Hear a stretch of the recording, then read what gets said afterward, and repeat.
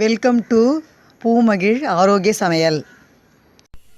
வாங்க ஈஸியாக ஒரு துவையல், பொட்டுக்கடலை துவையல் பார்க்கலாம். இது காரக்குழம்புக்கு ரசத்துக்கெல்லாம் அவ்வளோ ரொம்ப நல்லா இருக்குங்க. இதை பாருங்கள், ஒரு 50 கிராம் இந்த அளவுக்கு பொட்டுக்கடலை, தேங்காய் நம்ம இவ்வளோ வச்சுருக்கோம் பாருங்கள்.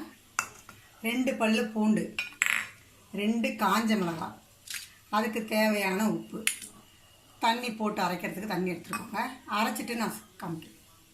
பொட்டுக்கடலை, 2 காஞ்ச மிளகாய், 2 பல்லு பூண்டு, தேங்காயும் போட்டுருவோம்.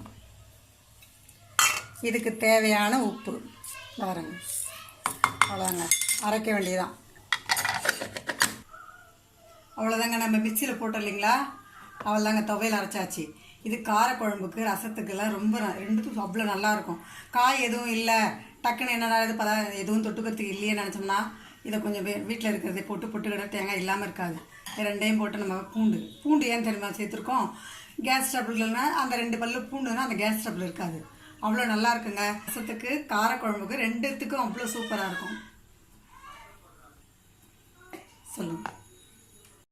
வீடியோ உங்களுக்கு பிடிச்சிருந்தா லைக் பண்ணுங்கள், ஷேர் பண்ணுங்கள், மறக்காமல் பெல் பட்டனை அழுத்திடுங்க.